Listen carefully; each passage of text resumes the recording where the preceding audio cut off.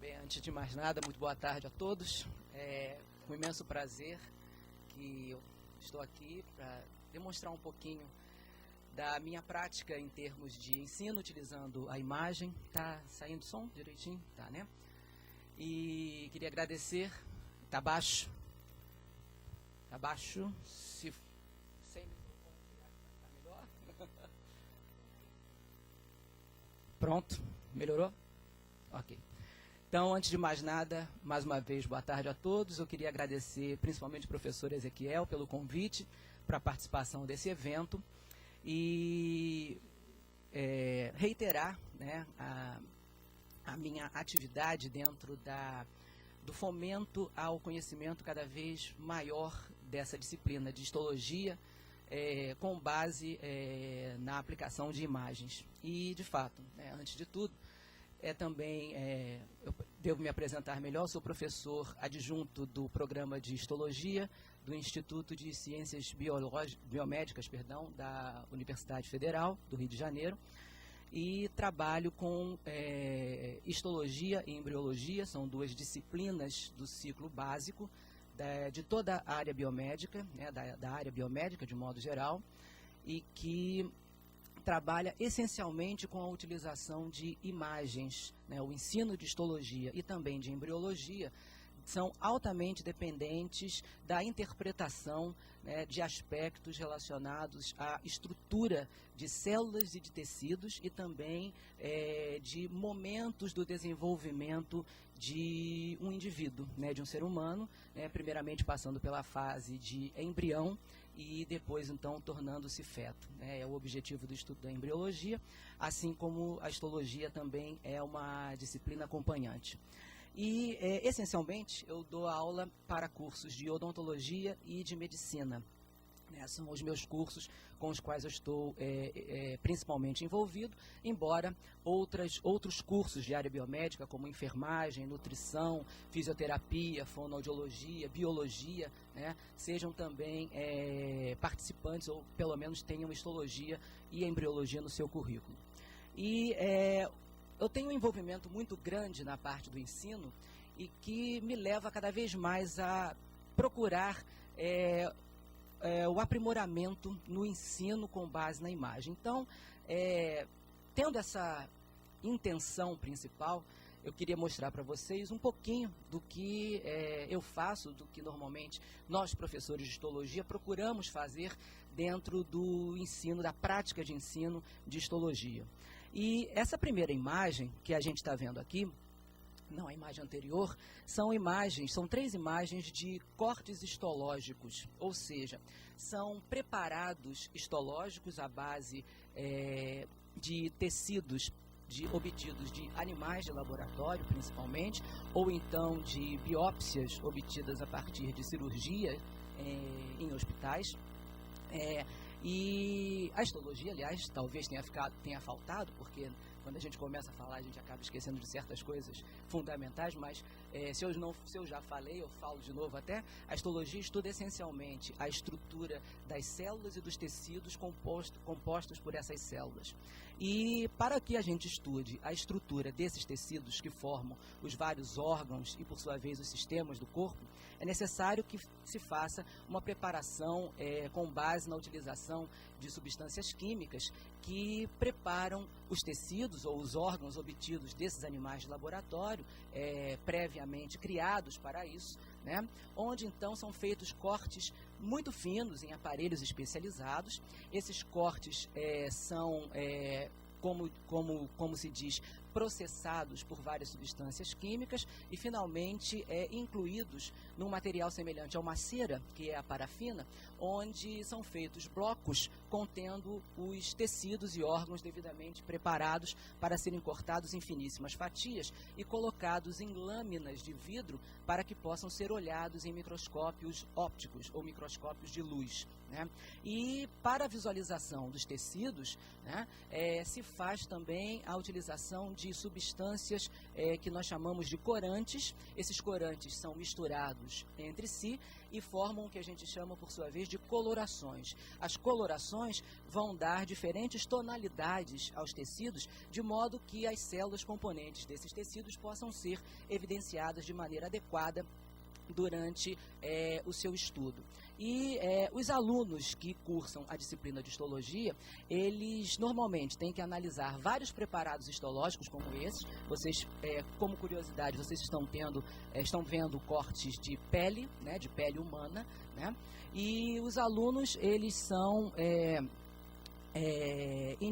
orientados a analisar os cortes histológicos ao microscópio óptico, né, que é, sem dúvida, o momento inicial do aprendizado em histologia, porque à medida em que você nota a estrutura em diferentes aumentos, e vocês estão vendo aqui diferentes aumentos de um mesmo corte histológico, principalmente esses dois em cima, o de baixo, embora seja um corte diferente, é do mesmo órgão, é também um corte de pele, o aluno então analisa em diferentes aumentos nas lentes do microscópio, e com isso ele vê a estrutura das células, ele vê a organização das células no tecido, e dessa maneira, como cada tecido tem um tipo de organização específica, à medida em que ele nota cada vez mais, de maneira mais frequente, né, com o estudo dentro de sala de aula prática de microscopia, ele vai então adquirindo conhecimento sobre a estrutura específica de cada tecido, né? Então, dessa maneira, essas imagens exemplificam, né, o que os alunos dentro da disciplina de histologia efetivamente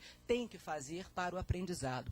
E ainda, como uma atividade complementar e extremamente importante para a fixação do aprendizado, os alunos eles também têm como atividade complementar a esquematização dos cortes histológicos que eles estudam, né? Como, por exemplo, aqui se trata de corte de pele. Nesses cortes de pele, nós temos pelo menos 2 tecidos visualizados. Primeiramente, os alunos aprendem, inclusive, a estrutura dos tecidos e depois, num segundo semestre, dependendo do currículo, enfim, eles estudam a estrutura dos órgãos compostos por esses tecidos. Então, eles, nesse corte, por exemplo, de pele, existem 2 tecidos que eles são, então, na sala de aula, os alunos, eles esquematizam esses tecidos, fazendo uma espécie de caderno de desenho ao longo do período que cursam, para que no final, então, depois eles tenham um verdadeiro livro de imagens, né, de desenhos feitos por eles, que eles utilizam para estudar em casa ou entre os colegas, enfim, mas aquele caderno de desenho acaba sendo um reforço extremo, né, para o aprendizado em histologia, porque conforme o aluno adquire o hábito de cada vez mais visualizar as imagens das lâminas histológicas, ele vai então montando o conhecimento a respeito da diferença ou da diferenciação de cada tecido que ele previamente tenha estudado, ok? Na próxima imagem, eu trouxe também um exemplo, né, de imagens de esquemas de embriologia, né? A embriologia também é uma disciplina do ciclo básico e que visa o estudo principalmente do desenvolvimento do indivíduo, né? Do desenvolvimento do indivíduo enquanto embrião, primeiramente, e depois como feto. E durante o desenvolvimento embrionário vai havendo o surgimento gradativo dos tecidos, inicialmente bastante primitivos, inicialmente muito imaturos, né, não diferenciados, e que vão, conforme vai havendo o desenvolvimento embrionário, esses tecidos vão adquirindo uma identidade própria. E dessa maneira a embriologia é intensamente ligada ao estudo da histologia, porque todos os tecidos, uma vez maduros, né, na estrutura de vários órgãos, eles um dia tiveram características semelhantes, quando ainda imaturos no desenvolvimento embrionário. E aqui é apenas um exemplo, nós temos imagens do desenvolvimento de embrião por volta de 4 semanas de desenvolvimento, onde no ensino da embriologia o aluno é obrigado a entender através de imagens cada etapa desse desenvolvimento embrionário, né? E você tem uma série de modificações extremamente marcantes, não somente sob o ponto de vista morfológico, primeiramente, que é de fato o primeiro ponto para o entendimento melhor da embriologia. Posteriormente, se parte atualmente para uma compreensão sob o ponto de vista molecular, onde os vários fenômenos morfogenéticos que vão dar margem à formação aos diferentes tecidos, as diferentes células componentes dos tecidos, são compreendidas através de um nível mais aprofundado, porque existe uma série de reações ou de mecanismos que vão remeter ao desenvolvimento de um determinado tipo de tecido em relação aos demais tecidos do corpo, e assim por diante. O contexto da embriologia vai dando as várias informações sobre o desenvolvimento de cada tecido na organização de um indivíduo em desenvolvimento. Então, aqui nessas imagens, por exemplo, nós estamos vendo na 4ª semana de desenvolvimento um embriãozinho se dobrando, né? Nós, primeiramente, somos nós somos constituídos de 3 camadas, né? Uma em cima, outra embaixo e uma no meio. Nós somos planos até a 3ª semana de desenvolvimento. A partir da 4ª semana, nós passamos a ser um cilindro fechado, né? Então, essa modificação morfológica é extremamente difícil de ser interpretada apenas com palavras. E, portanto, a utilização da imagem no ensino de embriologia é fundamental, porque conforme você utiliza esquemas sequenciais, você vai dando a noção para o aluno das sucessivas modificações que esse embrião vai assumindo durante o seu desenvolvimento. Então, a embriologia também é um exemplo extremamente interessante da necessidade praticamente absoluta da imagem para que se faça a compreensão dessa disciplina tão importante dentro do contexto de qualquer curso de área biomédica, porque, afinal de contas, né, os cursos de área biomédica, eles precisam ter um entendimento do desenvolvimento de um ser humano de acordo com a sua área de atividade, né, seja medicina, seja nutrição, seja enfermagem, seja biologia e assim por diante. E também, dentro da minha atividade específica, como eu falei pode mudar, por favor. Como eu falei no início, eu trabalho muito com turma de odontologia. E visando especificar o meu trabalho dentro da utilização de imagem, né, eu trouxe para vocês uma pequena amostra do que eu tenho feito atualmente com a turma do 2º período de odontologia, onde se estuda histologia oral, né, que visa efetivamente a compreensão da estrutura dos tecidos orais, principalmente do dente, né? E aqui a gente tem um corte histológico de 2 dentes, para que a gente tenha a ideia do que vai ser mostrado depois, porque no caso dos alunos da odontologia, eles primeiro têm que ter a noção da estrutura do dente, como o dente é formado, que tecidos o dente apresenta na sua estrutura. E aqui, sumariamente, eu posso mostrar para vocês, nós temos esses 2 dentes com os 2 tecidos principais mostrados. Esse tecido marrom é o esmalte e esse tecido branco acinzentado é a dentina. Em ambas as preparações, nós temos 2 dentes com esmalte e dentina mostrados, né? Essa, inclusive, é uma preparação bastante específica para amostras de dentes, né? É o chamado processo de obtenção por desgaste. Acho que aqui o som até fica melhor, se não me engano. E o dente é deixado ficar seco e raspado até ficar bastante fino, a ponto de ser colocado numa lâmina de microscopia para ser observado ao microscópio óptico. Então, é preciso que o aluno tenha a noção estrutural do dente, para que depois, então, num segundo momento, ele venha a compreender como esses tecidos dentários são formados, organizados na estrutura do dente propriamente dito. E dessa maneira, eu desenvolvi juntamente com uma aluna, pode passar o próximo, por favor, uma série de esquemas que eu utilizo normalmente em quadro negro, né? Não sei se, de repente, talvez espante alguns de vocês, mas eu ainda utilizo bastante o quadro negro como recurso visual, porque, de fato, para que você mostre uma série de eventos sequenciais, é necessária a utilização de alguns esquemas. Eu, particularmente, eu gosto muito de desenhar. E eu utilizo de desenhos em quadro para poder explicar o desenvolvimento de um dente. No entanto, com o auxílio de uma aluna, né, de monitoria, também do curso de odontologia, eu desenvolvi uma animaçãozinha, né?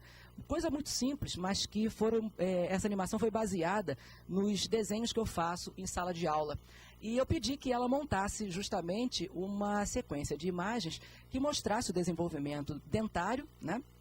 Para que os alunos, então, depois de uma aula expositiva clássica, eles fizessem uma espécie de fechamento, observando, de certa maneira, em movimento, né, os eventos relacionados à formação do dente. E nesse esquema, né, na verdade, eu estou mostrando ele inicialmente para dar uma noção para vocês, porque, como eu falei previamente com relação aos esquemas anteriores, nós vimos no dente o esmalte e a dentina. E aqui nós temos, no primórdio do dente em formação, que a gente chama genericamente de germe dentário, nós temos já o esmalte e a dentina formados, né? E ainda assim, dentro de uma região do dente, de uma porção do dente chamada de coroa, né? Então, o objetivo, né, a demonstração essencial da formação dos tecidos dentários, né, mineralizados, que no caso do esmalte e da dentina. E aí, como é que a gente chega nesse ponto? Com base nisso, né, a gente fez a sequência de imagens. Agora, a partir dali,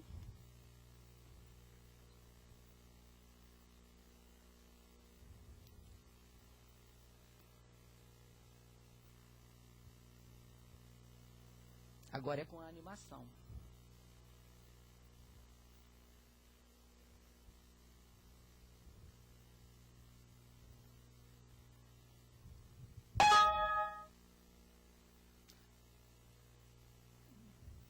Isso, pode? Não, esse é o sem animação, né? É a partir daí, então. Isso, é a partir daí. Isso. Então, olha só, nós chegamos aqui num ponto inicial onde... Volta à primeira imagem, por favor. Essa imagem que a gente está vendo aqui é uma imagem de um primórdio dentário, que a gente chama de germe dentário, mais precocemente ainda do que aquele mostrado inicialmente. Porque, a partir dessa imagem, e é interessante também chamar a atenção de que aqui nós estamos combinando os dois aspectos relacionados à histologia e à embriologia. Por quê? Porque nós vamos ver que, na estrutura desse exemplo que eu estou usando, no caso germe dentário, nós temos diferentes camadas de células ainda imaturas e que vão desempenhar uma série de funções que vão contribuir para a formação dos tecidos dentários. E, ao mesmo tempo, se trata de um evento morfogenético, que acontece ainda durante o desenvolvimento do embrião e do feto. Os dentes são desenvolvidos todos durante a gestação e ainda vários deles desenvolvidos durante a primeira infância, né? Então, são nesses esquemas que eu trouxe para mostrar, na verdade, uma combinação da aplicação da prática do ensino da histologia e da embriologia. Então, dessa maneira, nós vemos aqui, na sequência, pode começar a passar, por favor, a gente tem a estrutura do germe dentário e a gente passa a localizar os eventos principais que dão a ideia da modificação dos tecidos em determinadas regiões. Não está conseguindo andar? Então, nesse caso, a gente está localizando aqui uma área onde as células envolvidas com a produção progressiva do esmalte e da dentina começam a se modificar, começam a se especializar em termos funcionais, né? Neste caso, nós temos as células denominadas especificamente, né? E vejam que a modificação estrutural, neste caso, a mudança da localização dos núcleos das células, que estão representados pelas bolinhas de cor lilás, né? É indicativa já de uma modificação importante dentro do processo de formação dos dentes. As bolinhas verdes estão indicando substâncias liberadas por essas células que vão influenciar as células amarelas embaixo em se transformar em outro tipo de célula. E aí, progressivamente, vai havendo a organização dos tecidos responsáveis pela produção dos tecidos dentários mineralizados. No caso, primeiramente, é formada a dentina e depois vai ser formado o esmalte, né? Andando rapidamente, essas células em amarelo que estão se organizando são células responsáveis pela formação da dentina. À medida em que elas, pode acelerar um pouquinho, à medida em que elas se organizam, né, elas são definidas, esse nome aqui é o nome das células, odontoblastos, como curiosidade, e gradativamente vai havendo a produção da estrutura da dentina, como o primeiro tecido dentário mineralizado, né? À medida em que a gente vai acelerando o processo, as células da camada superior vão se modificando, vão se especializando em células secretoras do esmalte, que vai sendo sobreposto à dentina, vai sendo produzido sobre a dentina. Então, desta maneira, o aluno vai tendo uma noção progressiva da organização das camadas celulares envolvidas com dois diferentes tecidos e que vão determinar grandemente a estrutura do órgão definitivo que vem a ser o dente. Então, nas sequências finais, pode acelerar, né, para que a gente possa ter a noção. As células, inclusive, vão se modificando para aprimorar a estrutura do esmalte, que é o tecido mais duro que nós temos no corpo, né, até que, finalmente, então, o esmalte... Não, pode voltar. Até que o esmalte se define como um tecido plenamente amadurecido. Então, nessa sequência de imagens que a gente demonstrou em movimento, os alunos fazem, na realidade, um fechamento, uma conclusão, né, daquilo que eles previamente aprenderam em termos de imagens, né? Eles viram antes uma aula expositiva, viram imagens em slides ou em data show e complementam, finalizando com essa sequência de imagens. E, para finalizar também a minha exposição, eu queria só demonstrar dois outros níveis de compreensão de imagens em histologia que são muito interessantes, né? Na próxima imagem, a gente tem uma imagem obtida à microscopia eletrônica de transmissão. A microscopia eletrônica, ela é um método de estudo de células extremamente apurado, né, que utiliza o microscópio eletrônico, né? O microscópio eletrônico é um aparelho destinado principalmente a fins de pesquisa, né, e que se obtém imagens muito bonitas, né, a respeito da estrutura fina das células, né? É uma coisa que a gente não consegue ver com o microscópio óptico. O microscópio óptico, ele utiliza a luz elétrica como fonte luminosa. O microscópio eletrônico de transmissão, ele utiliza elétrons, né, que, iluminam, grosso modo, a imagem devidamente processada para ser olhada, né, observada ao microscópio eletrônico. Então, no microscópio eletrônico, nós temos a noção da estrutura fina das células, que a gente normalmente chama de ultraestrutura, onde nós podemos ver detalhes da estrutura de cada tipo celular, principalmente as organelas situadas no interior de cada célula. Essa imagem aqui é uma imagem de uma célula intestinal, né? É a célula que reveste os intestinos e que é responsável pela absorção dos nutrientes que nós ingerimos, né? São células dessas que estão revestindo a porção interna do intestino delgado e que são responsáveis pela absorção dos nutrientes. Aqui a gente vê, inclusive, né, um aspecto importante dentro da compreensão de uma imagem histológica, que é a principal estrutura responsável por esta célula realizar a função que realiza. Neste caso, observem que nós temos projeções, né, na região mais superficial da célula, né, e essas projeções, genericamente chamadas de microvilosidades ou microvilos, elas aumentam a superfície de uma célula de revestimento intestinal justamente para que esta superfície possa absorver uma quantidade maior de nutrientes. Então, é um exemplo extremamente válido para a gente associar a importância da visualização da imagem correlacionada à função que a célula desempenha, né? Isso é apenas um exemplo que é bastante clássico dentro do ensino de histologia. E, finalizando também, uma imagem que é uma outra técnica de microscopia eletrônica, que é a microscopia eletrônica de varredura, onde os elétrons, em vez de serem transpassados pelo material a ser observado, os elétrons, eles varrem a superfície do material material devidamente processado, de modo que há a formação de uma espécie de cópia, de molde ou de réplica da superfície. Então é como se houvesse a incidência dos elétrons sobre a amostra de tecido e os elétrons fossem montando uma espécie de molde da superfície. O que você vê é apenas uma espécie de casca do material previamente preparado. Abaixo daquela casca não há nada, foi tudo perdido durante a preparação do material.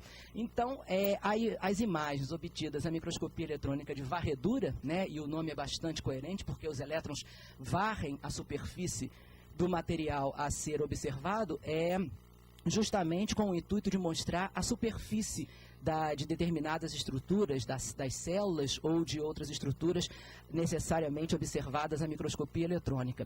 E essa imagem aqui, ela é bastante simbólica, porque ela representa justamente a imagem da fecundação. O que vocês estão vendo aqui é uma célula grande, que é o ovócito, né, a célula germinativa feminina, sendo penetrada pelo espermatozoide, que é a célula germinativa masculina, né? Embaixo, a gente vê em aumento maior uma imagem aumentada dessa região onde o espermatozoide está se fundindo à superfície do ovócito e determinando o momento exato da fecundação. Então, essa imagem, né, com a qual eu encerro a minha explanação, a gente nota que imagem, às vezes, realmente é tudo, né? Muito obrigado.